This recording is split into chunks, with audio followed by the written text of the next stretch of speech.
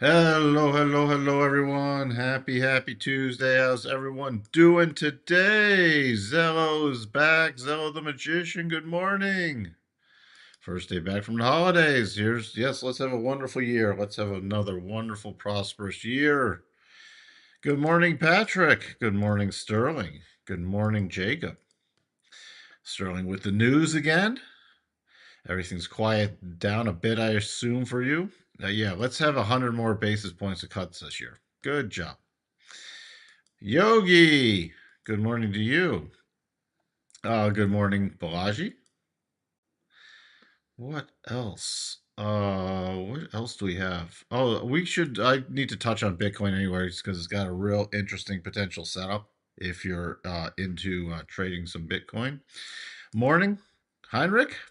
Good morning, Royal Palms. What else? What else? What else? Let's see. Good morning, David Atkins. Good morning, Anissa. Good morning, Holy Holy. Good. Who's shouting good morning to Cuba? When do we annex Cuba? When are we taking Greenland? I just want to know that. When are we doing that? Barkin's looking forward to some clean data in the coming weeks. So he was speaking this morning. All right. All right. Just a quick recap. We had ISM manufacturing numbers yesterday, all in contraction except prices is still sticky. Prices are still sticky, but everything else is in contraction. Today, Red Book coming out 7.1. 7.1. We have the S&P Global Composite PMI and Services. PMI coming out 15 minutes after the cash open. So Redbook's still another strong, and Sterling's putting the Barkin comments into the chat. Excuse me. What else we have? S&P 500. We got CEO of NVIDIA speaking at the Consumer Electronics Show. NVIDIA up.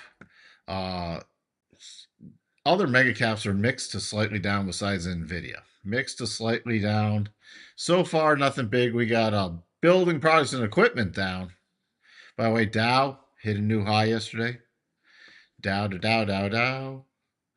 So that's where we sit this morning. Let's just take a look at the groups because metals are bouncing again. Basic materials up with metals. Utilities, healthcare, technology. So a little mixed. Like utilities, when they're rallying with healthcare, is sort of a risk off, but you got technology still in that mix. I guess probably because of NVIDIA. Consumer cyclical industrials pulling back after yesterday's rally to new highs. Fed watch. Let me just do another refresh here. 84% for the pause. So slightly dropping, but still 84% for the pause at the end of January. Fear and greed in neutral mode. Schiller PE 4058. Angiodynamics. Didn't even look. Angiodynamics reported this morning. Oh, we got Penguin Solutions after the close.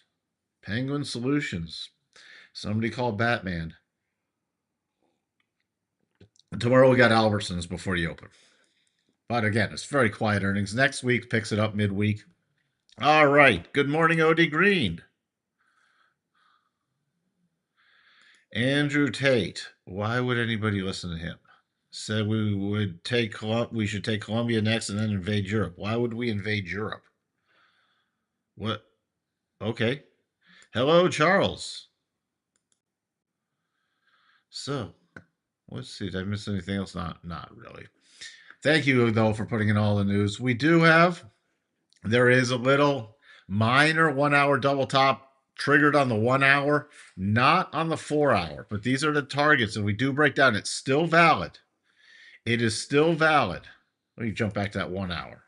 That does not mean, remember, the shorter the time frame, the probabilities drop with shorter time frames. It did qualify if the S&P, if the E-mini closes back above 69.54.50 or trades through 69.57.50, the triggered double is off the table. Remember, it only triggered so far on the 1 hour. Only on the 1 hour. And it's against a flat 4 hour rotation zone. But if we do start breaking down, we start getting that selling pressure coming in, It's not as strong as market as yesterday. Definitely heading into the open. But if we do go down, I'm using the targets. About 69.30, 69.25, 69.20. If we drop below those targets, the next key one I'm utilizing is 69.15, then 69.03. Longer-term people know exactly why. So that's what I'm doing. Now, remember, we had this 69.35 area yesterday go through that yesterday. As resistance yesterday. This was yesterday, and it blew through it. Then this is the kind of thing I like to look for. See the double retest, the double tap? We'll call it a double tap. And then, so that's where I watch for, all right, we got through the level. Now we get the double tap. We don't have to have a double tap. You can have a single tap. But I like to see that it's holding for that. That's sometimes really nice little scalping moves. And then we came back down there. That's an area, remember, we dipped below it to trigger the double. And then still holding on the closing basis with the 1 hour. So in order for me to really start watching for stuff for this double, we got to start going below 69.35. Good morning, Mark. So that's where we sit right there. The NASDAQ, to the upside, if we do hold this key area. To the upside, if we rally today, 69.80 is my first target. And then if we follow through this week, 7,000, 7,005 is still my next target on any rally. NASDAQ, the good old NASDAQ, by the way, we have a confirmed but not triggered double. Not triggered on the NASDAQ on the 1 hour basis. And if we close back above 25,648.50 or we trade through 25,668.50, the confirmed but not triggered double is off the table. If it does roll back down, 25,487, 25,456, and 25,424 is just below this 25,431, so I'd use that as a target area. Good morning, Tony. Very tight range in spot and the SPY put wall 680 and call walls at 690. Well, there we go. 680, 690. Thank you, Sterling. For the good old spiders. So these are the two I'm keeping an eye on. The Dow. The Dow just pulling back after yesterday spiking up to new highs. Closing above 41,161. On any pullback, we're still holding the rotation zone. So key pullback levels, I'm keeping an eye around 49K. If we dropped around that, 48,800. Those are the two levels I'm watching for support. We take out 49,963. I mean, this is such a strong market. Eventually to 50,000. It's crazy. It's crazy. I tell you. The Russell. Remember, we had the low volume trigger against the 50, and I was being patient on this. Yesterday, we had the little mini 4 hour that was triggered on Friday. We pulled back, and then we went through it. Just want to leave that up there. Going through this 25.55 and then coming straight up to this 25.66, 67 area. There's some pretty strong resistance here. But if you blow through 25.75, I'm looking to probably take out this 26.04, 26.05 level and use these harmonics higher. So that's where we sit right there. Support now on the Russell. There's a little flagging pattern. This is a beautiful flagging pattern so far. It has not rotated up through it, but I'm keeping an eye on this little flag pattern with the 4 hour rotation zone. I will be patient on the Russell below 25.40.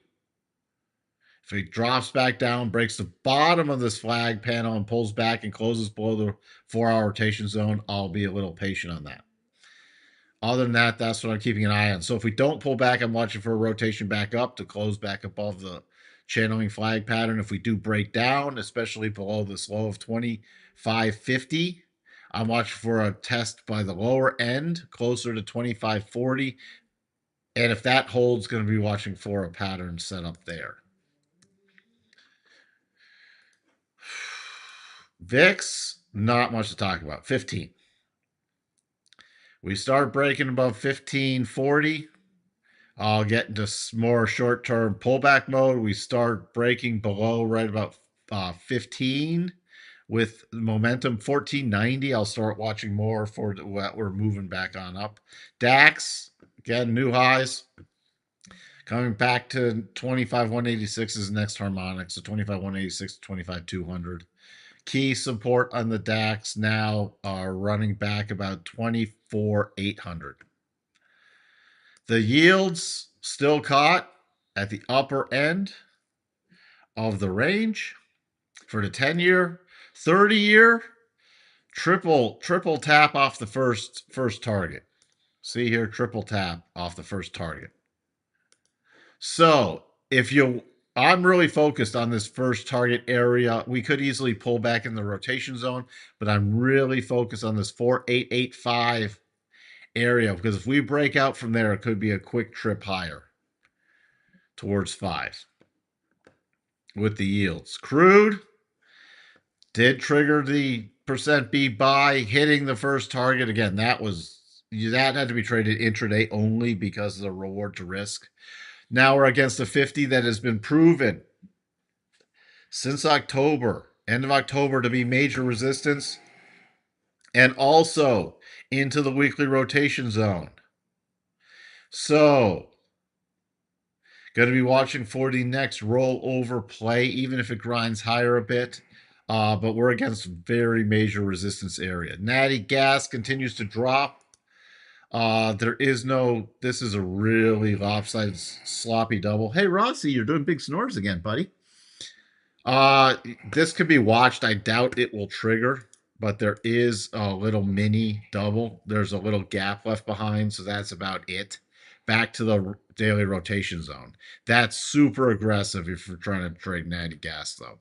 Gold, remember to watch 4471.6 on a closing basis today.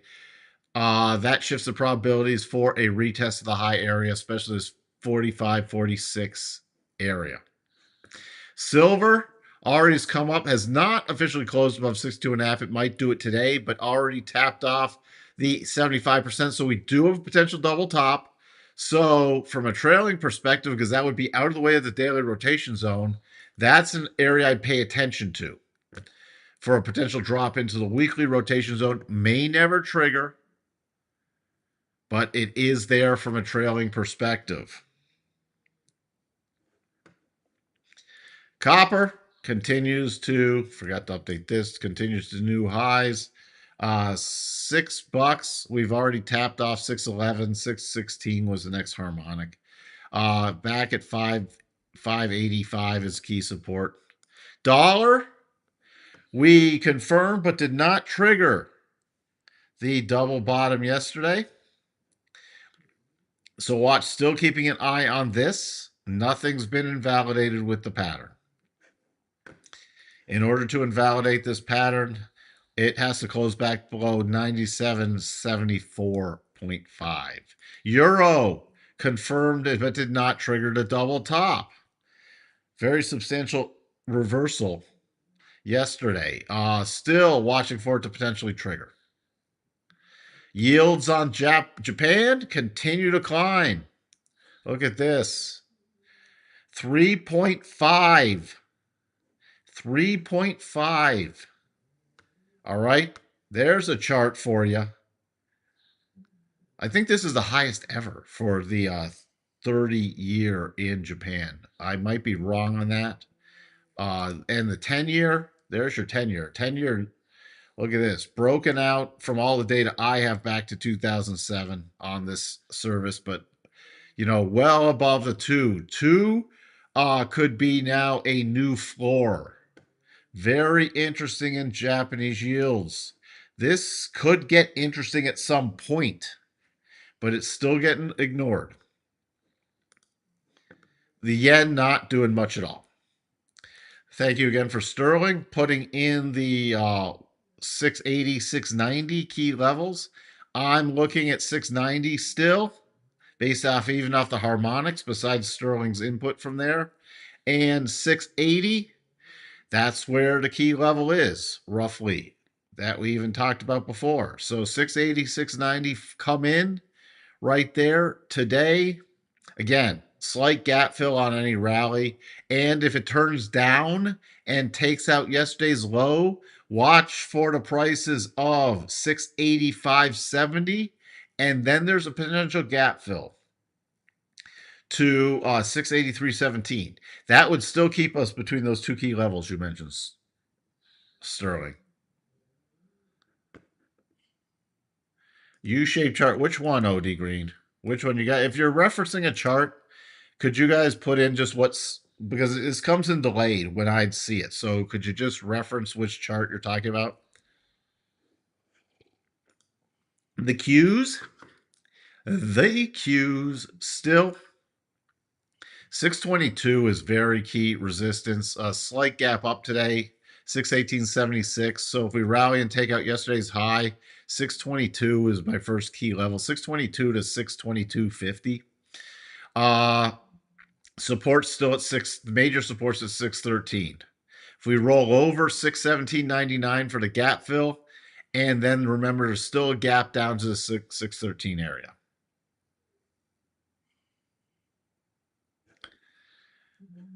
What else? I mentioned Bitcoin. Okay. So came right up to this 94.2 area, 94.23. So if we pull back from here and get the separating rotation zone, I will look for a buy setup. If we break out, then my target is 101, 300 to 101, 103, 410. That is the key target area. You get into advanced clear path. Once we close, we've already closed into the advanced clear path. It gets stronger above this 94,300 on a closing basis. So if we break out with momentum, it's a momentum trade. If we pull back, I'm watching for a catch on the daily, separating daily rotation zone. Oh, Japan yields. Thanks. Yeah, it's round tripped, hasn't it?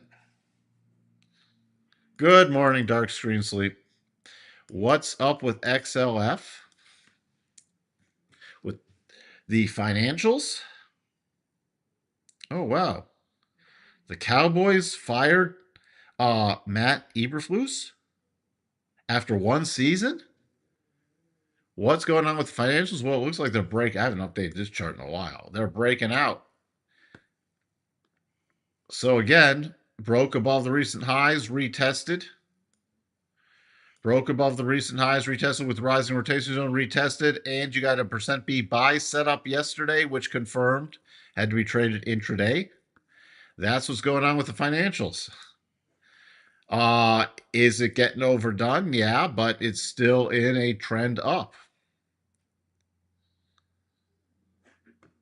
I don't know who's buying Bitcoin. I'm just talking about the setup. That's not a long-term buy. Also, that's a scalpy buy. I think a lot of the Bitcoiners jumped for gold and especially silver. But we could see some return if Bitcoin can break out in the short term.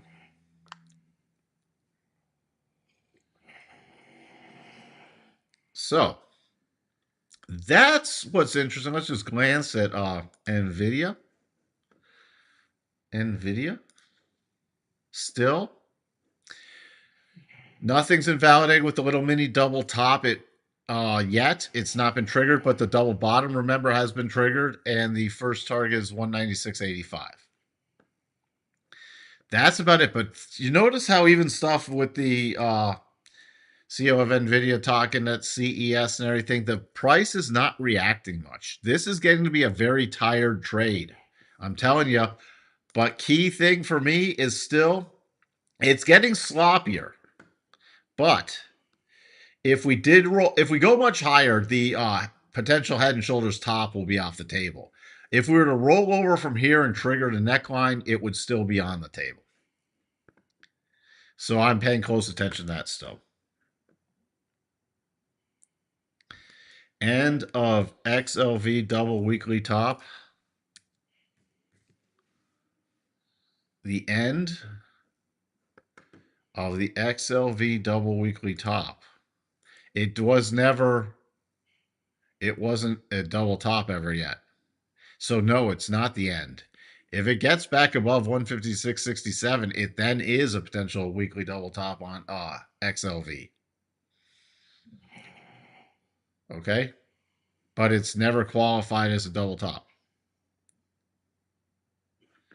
Yeah, they are trading very identical. I don't have time to go through them all now, but the financial trade is starting to look very similar.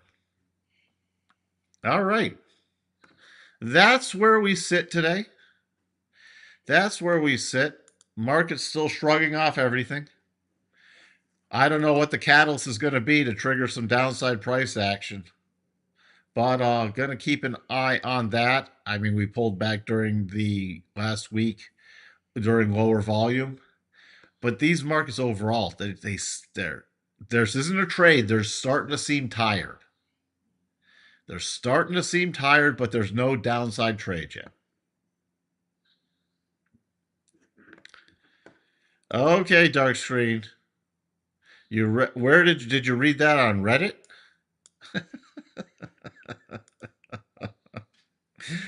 Oh boy. Oh boy, I have no comment. With that, everybody still knows what I'm watching heading into the open, either for this pattern to get invalidated or if we do break down below 69.35. With that, I shall talk to everyone tomorrow. I hope everyone has, again, a wonderful trading day, a wonderful trading year, and investing year. And after we get it maybe out of the way this week, we'll look at some other longer term potential ideas.